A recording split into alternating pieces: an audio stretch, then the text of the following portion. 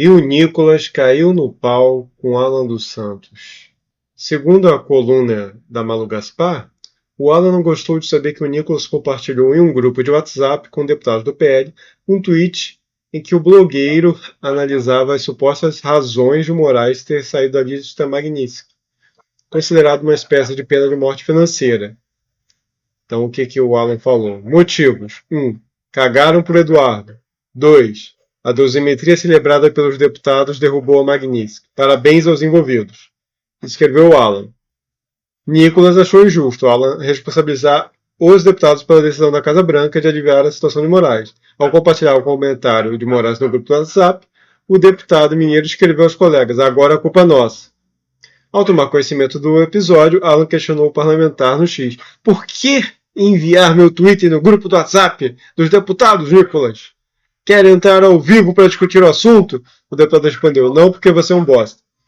Então repara, ele critica o próprio deputado publicamente, ao que parece, e não quer que o deputado compartilhe essa crítica, que ele se defenda nem privadamente no grupo do WhatsApp. Como assim, olha o nível de autoritarismo, né, nesse comportamento. Agora, qual dos dois será que tem razão? Olha, vamos ver aqui, segundo a Gazeta do Povo, os motivos que o próprio Estados Unidos deu para ter tirado a Magnitsky. Hoje, o Escritório de Controle de Ativos Estrangeiros do Departamento de Tesouro retirou Alexandre de Moraes e algumas pessoas e entidades associadas à sua lista de sancionados. A designação contínua é inconsistente com os interesses da política externa dos Estados Unidos, informou a gestão Trump. Ora, o que significa isso? Designação contínua é inconsistente com os interesses da política externa dos Estados Unidos. Está dizendo que está dando prejuízo a eles, né? Prejuízo econômico, contrário ao interesse dos Estados Unidos, dificultar a importação e as relações com autoridades brasileiras. E aí continua a nota da Casa Branca. Nesse sentido, os Estados Unidos consideram a aprovação de um importante projeto de lei de anistia na Câmara dos Deputados do Brasil como um passo na direção certa, que sinaliza uma melhora nas condições de guerra jurídica no Brasil, acrescentou em referência ao chamado PL da dosimetria, que prevê redução de penas de condenados pelo Rio de Janeiro, aprovado na Câmara na semana. Ora, esse comentário com relação à dosimetria, ele claramente tem uma vibe aqui de desculpa, de pretexto. Já que todos sabemos, notoriamente, que a dosimetria não é um grande passo para a normalização das coisas, é um passo mínimo do mínimo, né? Então, só para não dizer, desistimos sem levar nada, a troco de nada, né? Perdemos, jogamos a toalha, eles estão dizendo, tivemos uma vitória por causa dessa dosimetria aqui, então nós tiramos. Mas claramente o motivo real é a contradição com o interesse econômico e político da política externa dos Estados Unidos. Agora, existe um outro motivo muito forte pelo qual eles tiraram isso aí, que eu acredito que é o real motivo, porque agora eles se deram conta, né, ou acharam que isso, porque justamente agora eles se deram conta que não segue mais o interesse da política externa. O que tem diferente nesse momento? Vou explicar já já.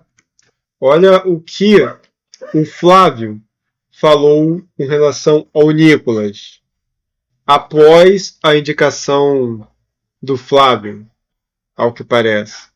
Só queria deixar bem claro o seguinte: a questão passa longe mesmo do médico.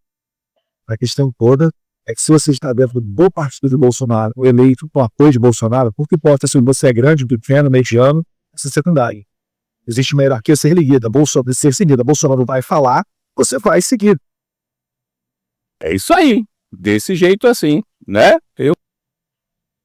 Bolsonaro vai falar e você vai seguir, Nicolas. Ou seja, o Nicolas, ele não tem que responder aos seus eleitores, né? Ele não tem que seguir as ordens à vontade dos seus eleitores. Não, ele tem que seguir a ordem do Bolsonaro. E o Bolsonaro, ele é representante do povo, tem que seguir o que o povo quer? Também não, tem que seguir o que achou o Bolsonaro. Percebe que ele não entende o que é democracia, tá? Uma tirania é isso. Tirania, o rei, o tirano tá lá, manda, e o resto subordinado obedece. Democracia, Eduardo, é uma coisa um pouco diferente. Não sei se você está acostumado com esse conceito, mas, numa democracia, o presidente, os parlamentares, eles são poderes separados, independentes. Eles têm que seguir a quem? A vontade popular. Então não é o povo que segue que nem manada as lideranças. São os líderes que têm que ouvir o povo e seguir o que eles estão pedindo. E de forma independente. Agora, muito engraçado. Quer dizer, então, que quando eu estou escolhendo políticos, se tem apoio do Bolsonaro, eu não estou escolhendo parlamentar. Não estou votando senador, não estou votando deputado, eu estou votando do Bolsonaro, entendeu? Se o Bolsonaro apoiou, então, ponto. Aquele cara não serve de nada. É só um poste do Bolsonaro que vai replicar. E, na verdade, na prática, é isso que está acontecendo. Você vê quando eles aprovaram a anistia não, desculpa, a dosimetria, eles comemoraram, não veio a decisão de cima do Bolsonaro. O Bolsonaro decidiu que a gente poderia aprovar, então nós vamos aprovar. Quer dizer, eles são só... Você não elegeu eles, você não elegeu, sei lá, dezenas de parlamentares, você elegeu dezenas de Bolsonaros lá que só replicam, né? Isso é democracia? Isso dá margem a debate, a desenvolvimento interno, a discussão? Não, isso é um modelo soviético, meu filho. É um socialismo, isso aí, um socialismo de direita, né? Essa é outra manchete.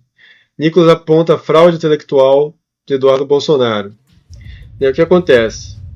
O Eduardo, ele escreveu uma nota dizendo: diante da janela de oportunidade que teve em mãos, não conseguiu construir a unidade política necessária para enfrentar seus problemas estruturais.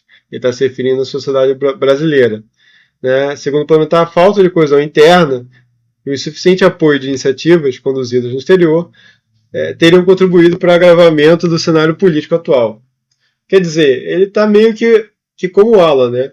O Alan está lá nos Estados Unidos tentando lá, apoiando a ideia dele lá de falar com o Trump, não deu certo o plano dele. O que ele faz? Planejei errado? Tem que melhorar o plano? A culpa é minha? Não. A culpa é do pessoal que está aqui. Né? É sempre dos outros. A culpa é minha, eu ponho quem eu quiser. Né? E aqui ele está falando, dizendo que a culpa é quem não tem coesão suficiente, ou seja, não tem gente suficientemente obedecendo ao Bolsonaro. Mas só tem isso, cara, só tem parlamentar seguindo os comandos do Bolsonaro. A mínima discordância que tem, se o cara tem a mínima liberdade de pensar ou agir que nem gente e ter opinião própria, já vem o Eduardo e a sua tropa matando, tentando destruir o cara e tornar ele inelegível, né? O Nicolas escreve: atribuir ao povo brasileiro ou aos parlamentares a responsabilidade por uma decisão geopolítica tomada pelos Estados Unidos não é apenas um erro de análise, é uma fraude intelectual. Trata-se de uma tentativa conveniente de simplificar um cenário complexo, deslocando injustamente a responsabilidade para quem, na prática, tem enfrentado pressões e riscos reais dentro do país. Escreveu ele no X. É curioso que na cabeça do Alan ele queria que o pessoal continue preso. Fica preso aí, ó, vovô, fica preso aí, donas de casa, indefinitivamente até a gente soltar Bolsonaro. Vamos ficar todo mundo em nome do Bolsonaro. Bolsonaro é o salvador do país. Uma vez ele fora, o país vai salvar, igual como que ele salvou no mandato passado, né? Olha, qualquer pessoa que saiba a definição de estratégia, sabe que estratégia é você ir conseguindo terreno aos poucos. Você não consegue as coisas do dia para a noite. Eu quero a dosimetria do dia para a noite, quero a democracia do dia para a noite, quero o socialismo do dia para a noite. Qualquer pessoa que acha isso, ele não sabe absolutamente nada de política, nada de estratégia. Você tem que ir ganhando terreno a pouco. Então você conseguir uma dosimetria que deveria ter conseguido há muito tempo atrás, né? Adiaram por causa do Bolsonaro, já é um passo para acostumar, para você diminuir a resistência do sistema e pleitear uma coisa maior logo depois. Né? Agora, sei lá, anulação da condenação, indulto, sei lá o quê. Mas então vamos voltar lá ao problema. Qual é o real motivo dos Estados Unidos ter tirado a sanção aqui. Justamente nesse momento que ele viu que conflita com o seu interesse. Ora, pense comigo. Se os Estados Unidos acreditasse que os Bolsonaros iam voltar ao poder, você acha que ele ia retirar a Magnitsky? Claro que não. Ele continuaria com a sanção para desmoralizar o governo atual, apostando que é só mais um ano, daqui a um ano ele sai e ele volta. Ou seja, se ele acreditasse na vitória da direita e que daqui a um ano ele estaria negociando normalmente com o governo de direita, ele jamais recuaria para trás agora. O recuo para trás, justamente nesse momento, significa o quê? Ele se deu conta de que a direita não vai voltar ao poder, que os bolsonaros não vão voltar no poder, no mínimo. Ora, e o que será que fez os Estados Unidos se dar conta disso? Que anúncio fez os Estados Unidos se dar conta disso? Obviamente, a candidatura do cara mais rejeitado de todas as alternativas de direita, o mais improvável de ganhar, que é o Flávio Bolsonaro. Veja, todas as pesquisas mostram, né, que tanto Tarcísio mais, a Michelle um pouco menos, mas ambos têm muito mais chance de ganhar do que o Bolsonaro, do que o Flávio, e ainda assim foi nele. Por que será? Será que tem um motivo justificativo? Vamos ver o que o Eduardo diz, como ele justifica isso. Por que não o Tarcísio? Ele diz que a Michelle, primeiro ele diz que a Michelle ele não está tão preparada quanto o Flávio. Mas olha só, nesse momento, a gente não precisa de preparo, não precisa do candidato mais preparado do mundo. A gente só precisa de um candidato que tire o Lula e que apoie a anistia, apoie o impeachment. Se o candidato apoia o impeachment do ministro, pronto, ele já vai apoiar o Senado, não vai lutar contra o Senado, serão 2 poderes contra 1, e a gente vai tirar os ministros que precisa tirar, e o Brasil vai voltar à normalidade. Ou seja, basta um presidente que apoie o impeachment, como a Michelle apoiaria, como o Tarcísio apoiaria, e voltaria à normalidade. Agora, sabe quem? O Tarcísio, eu acredito, né, que ele não se oporia, né? No mínimo não se oporia à anistia. Agora, sabe quem não é a favor do impeachment? O Flávio. Então, vamos ver por que ele diz que não e a vai questão do Tarcísio, entrar o Tarcísio. É que o Tarcísio, a minha maior crítica com ele é que ele ainda acredita num diálogo com o Moraes.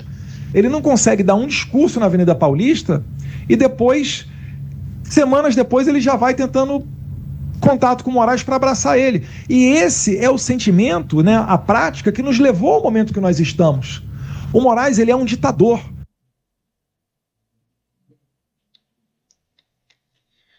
Repara, tá, o Tarcísio não ataca o Moraes, mas o Flávio ataca. O Bolsonaro ataca. Nem o Bolsonaro fala qualquer coisa porque não dá. Veja, o Flávio, além de não atacar, ele aplaudiu o fim da Magnitsky Moraes. Ele defende a impunidade do Moraes. Ele defende um acordão, anistiar todo mundo. Então como é que você está dizendo que o Flávio é mais combativo que o Tarcísio contra o Moraes, meu Deus do céu? É o inverso. Graças ao Flávio, que ele defendeu amplamente ser contra a CPI da Lava Toga, é que a gente está nessa. Tá? Ele não só não votou contra, ele foi e se justificou e defendeu que não deveria fazer isso naquele momento, que era o momento de aprovar coisa, pensando na reeleição do pai, na candidatura, e não em fazer o que o Olavo falou, que é quebrar, amarrar as mãos dos seus inimigos, é o que deveria ter feito naquele momento. Não. Né? Toda a essência da estratégia é você se antever a tudo de ruim que seu adversário pode fazer. E você se precaver, com prudência, você se prepara para isso. Você impede que o seu inimigo possa se retalhar, antevendo o que ele vai fazer, e aí sim você busca atrás de coisa positiva. busca, aí você vai atrás de ganhos positivos, né? A essência da falta de estratégia, ou seja, a essência da burrice, é você ir atrás de coisas positivas, de reforma, de conquista, de aprovações de projetos, como o Flávio defendia, sem se preocupar em amarrar a mão dos seus inimigos, sem se preocupar em ver como seus inimigos poderiam retalhar e evitar isso, como o Olavo alertou. Então, é esse cara que vai salvar o Brasil? Esse cara é melhor que o Tarcísio? Bom, vamos supor que seja, né? Incrivelmente, tecnicamente superior, ele é um gênio compreendido. Vamos supor. Ainda assim, meu Deus, a gente não precisa de um gênio compreendido. A gente só precisa de alguém que tire o Lula. Porque se o Lula, ainda que seja de centro-direita, porque se o Lula ficar, é muito provável que ele piore a situação do país com mais miséria, mais crise econômica, mais programas, ou seja, mais compra de voto, mais criminalidade, guarda nacional, mais censura, ou seja, Venezuela ladeira abaixo. Vai ser muito difícil ser uma situação reversível se ele ganhar de novo. O grande problema, você acha que se tirasse o juiz que apoiava o Maduro, tá? Tinha um juiz lá que era o maior apoiador ali de Maduro. Se tirasse esse juiz, se os venezuelanos tivessem conseguido o impeachment desse juiz, iam salvar a Venezuela? Não, Maduro indicaria outro juiz pior. Ou a corte diria que isso é inconstitucional.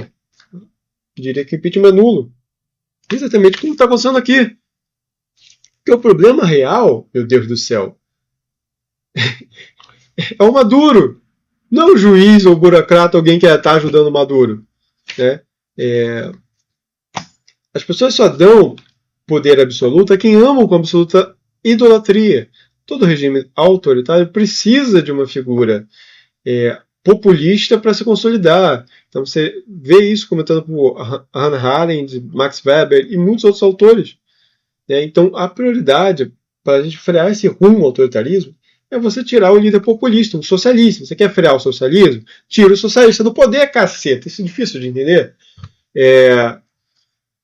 E aí a extrema esquerda nunca vai apoiar uma ditadura de centro-esquerda, nem a direita. Então, tipo assim, o povo não vai apoiar o PSDB criando uma tirania. Ninguém gosta do PSDB, entendeu? Então, ainda que fosse um candidato de centro, que nem apoiasse impeachment nem nada, ia ficar insustentável. Só porque não tem mais, não é um juiz apoiando o governo de Lula, é um juiz apoiando um governo de centro-esquerda, que é taxista ao olhar da esquerda, isso já tornaria a coisa sustentável. Né? Então, basta, o Tarcísio não precisa nem apoiar o impeachment do Alexandre, basta que ele não atrapalhe os parlamentares fazendo o trabalho dele. Né? Que ele apoie, que ele dê background. Né? Ou a Michelle, então, se você não tem essa confiança no time, a Michelle. Se você não acha a Michelle preparada, meu Deus, você tem o Marcel Van Hatten, tem o Gustavo Gaia, você tem o Cláudio Castro, você tem o Zema, você tem uma afinidade de governadores, de parlamentares que podem ser confiáveis para essa tarefa, que poderiam fazer essa tarefa. Como assim o Flávio é o único? Deputados que têm menos rejeição. Tá? Não estou dizendo que esses possíveis candidatos são perfeitos. Tá? É apenas que eles não têm a rejeição que o nome Bolsonaro carrega. Então, eles vão atrair o voto da direita, porque não são Lula, vão atrair o voto bolsonarista, porque os bolsonaristas votam em quem o Bolsonaro mandar falar, e vão atrair o voto de quem rejeita o Lula. Então o cara não precisa ser conhecido. A Dilma era hiper conhecida quando virou a sucessora do Lula? Não era. O Haddad era hiper conhecido? Não era. Então o cara não precisa ser. Qualquer pessoa decente, ou minimamente decente ali, youtuber, parlamentar, deputado federal, que os caras indiquem, a probabilidade de ganhar já é gigante. Muito provável quanto à rejeição.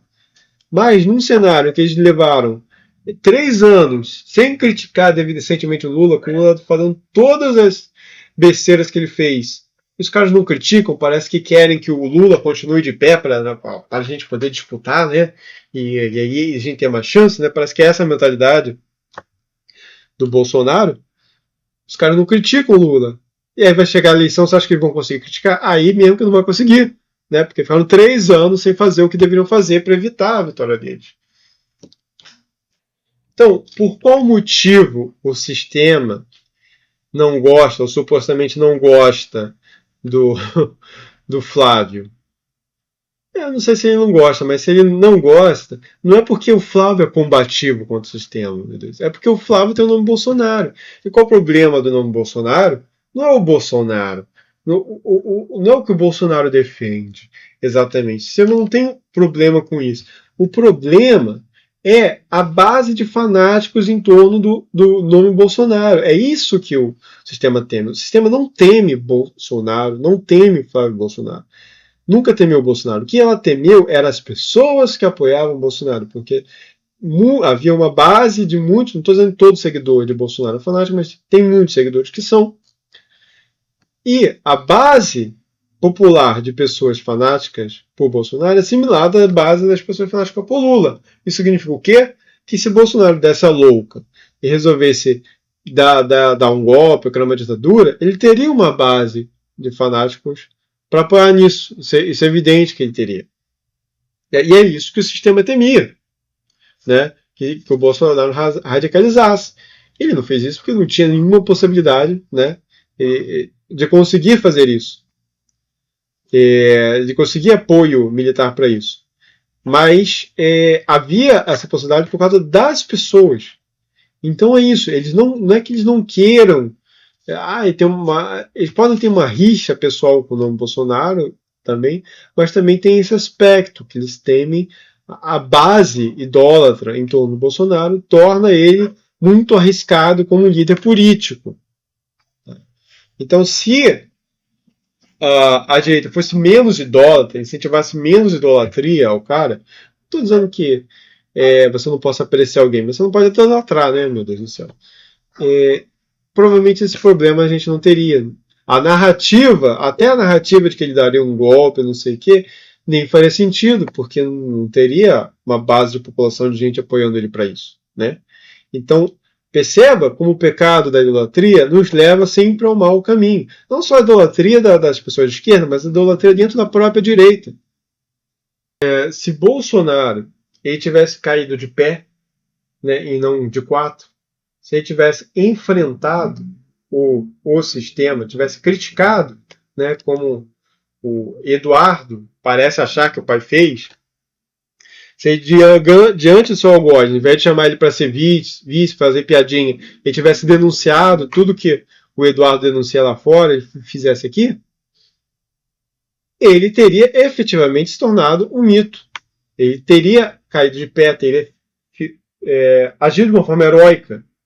Ou seja, ele teria apressado a prisão dele. Aí sim ele ia apressar a prisão dele. Exato, e as pessoas iam ficar revoltadas, as pessoas iam para a rua, e aí, ironicamente, teria mais chance ainda de ter sido solto. Mas como ele se acovardou, ficou quieto, e não sei o quê,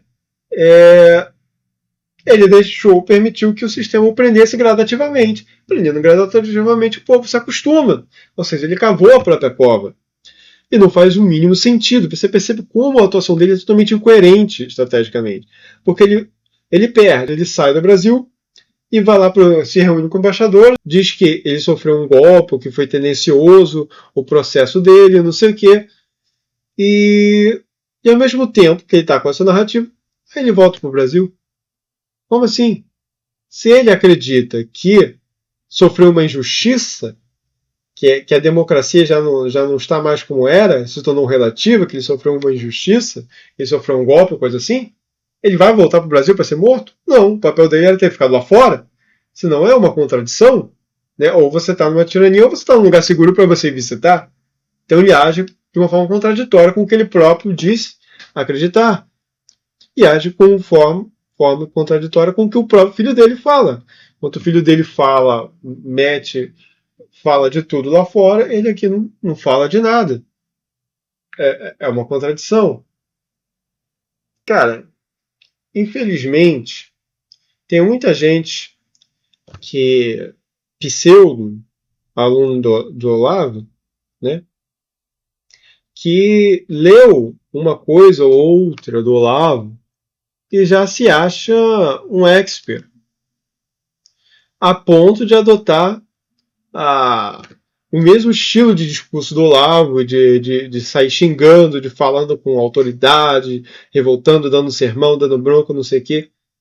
Cara, Olavo, ele podia falar assim. Ele tinha o poder de falar assim. Por quê? Porque ele tinha bagagem intelectual para isso. Ele passou a vida inteira dele lendo os clássicos de filosofia. Ele passou a vida dele inteira lendo os clássicos de ciência política, lendo os clássicos de literatura comunista. Então ele tinha bagagem para xingar um cara, porque dificilmente ele xingaria um cara à toa. Ele tinha bagagem para dizer essa ideia é estúpida, burra demais, porque ele estudou para isso, né? Ele era um filósofo. Agora, esse pessoal, certo pessoal aí da ala mais bolsonarista extremista, né? Bolsonarista vida louca, eles não têm nem de longe a mesma bagagem, formação filosófica intelectual. Eles tentam mimetizar o Olavo, dando bronca, falando como se fosse dono da verdade com todo mundo, chegando todo mundo, agindo, falando de forma autoritária, né, sem ter autoridade de verdade. Porque o pensamento político desse pessoal é infantil, infantiloide até. A estratégia, o nível de estratégia é zero, absolutamente zero. Não há nenhuma estratégia. Por isso que o Olavo falava, vocês não vão conseguir mudar nada enquanto vocês não formarem uma classe intelectual, uma classe moral formada intelectualmente. Eu diria mais, uma classe formada espiritualmente.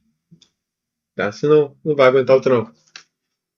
Cara, se você gostou desse formato de vídeo, dá um like para eu saber que eu posso fazer mais. E qualquer vídeo que você ver falando assim contra essa candidatura, ou compartilha, cara. Que é para as pessoas se ligarem de que esse rumo tá ruim. Se a gente continuar com esse rumo, a gente vai perder para o PT e aí, cara, cada um por si, Deus por todos.